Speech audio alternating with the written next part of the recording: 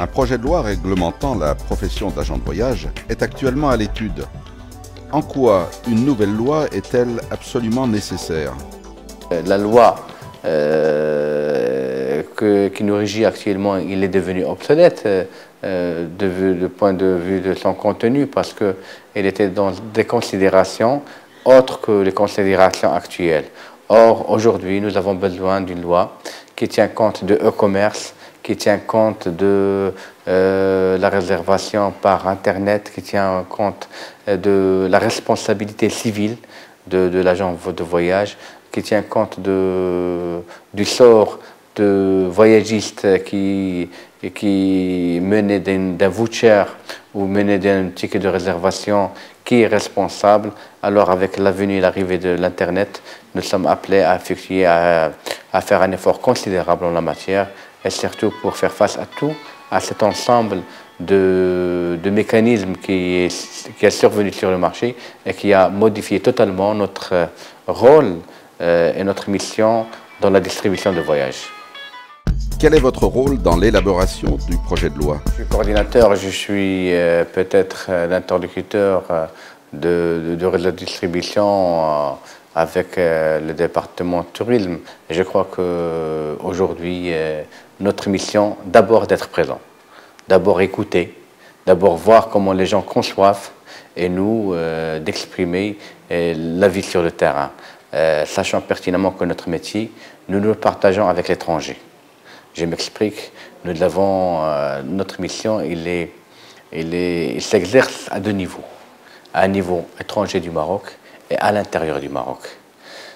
À l'étranger du Maroc, on doit s'adapter à la mondialisation, on doit s'adapter à ce qui se passe à l'étranger. Au niveau Maroc, bien sûr, on doit s'adapter à ce qui se passe à l'étranger en tenant compte de ce qui se passe au Maroc, en tenant compte des capacités et de la culture et des moyens qu'a le Marocain pour exercer ce métier, pour réussir sa mission.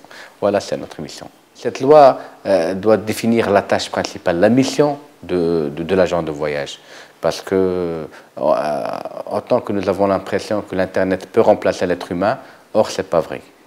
Or, l'Internet ou l'étude technologique reste muet. Alors là, l'être humain, c'est son apport, sa valeur ajoutée, c'est d'agir et de réagir face à un problème.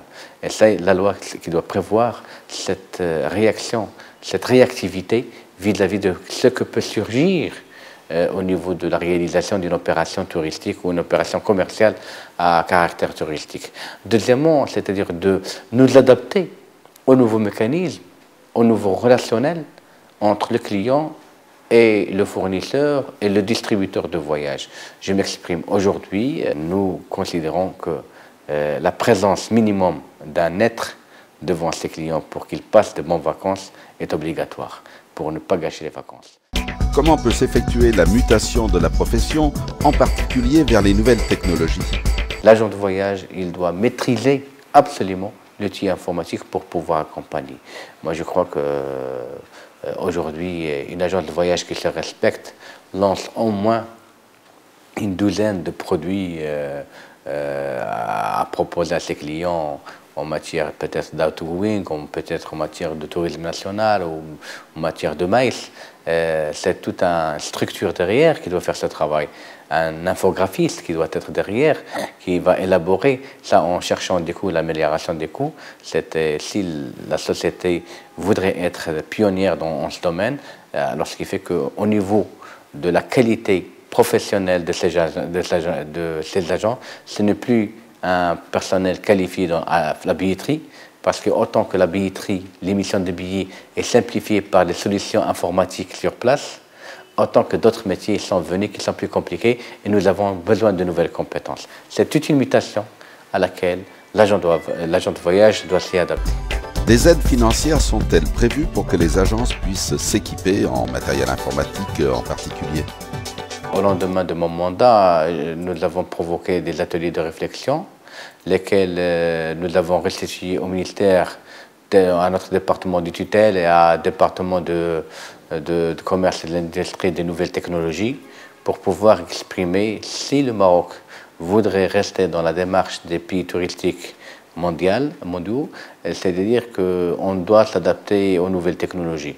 Et pour cela, nous avons un programme très ambitieux avec le concours de notre ministère et le concours du ministère du Commerce et de l'Industrie pour subventionner les entreprises, les agences de voyage désirant se doter de moyens et d'équipements, de nouvelles technologies, de solutions logistiques, de solutions logiques, de logiciels pour accompagner leurs opérations commerciales, allant jusqu'à 240 000 à 300 000 dirhams de subventions par agence.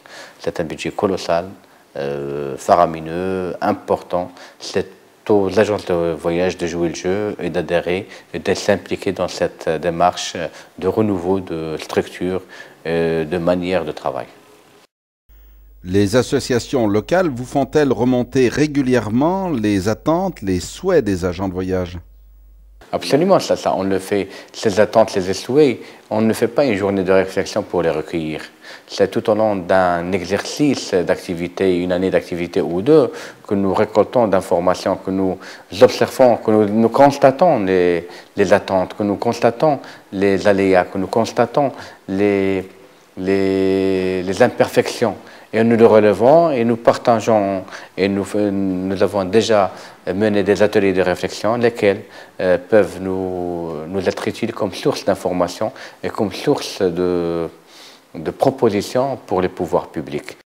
Nous considérons qu'à travers l'exercice de notre activité, qu'on pourrait élaborer une loi qui répondra à notre mission et qui répondra à faire du tourisme national, du tourisme du Maroc, l'un des pays, je dirais que modèle dans ce domaine.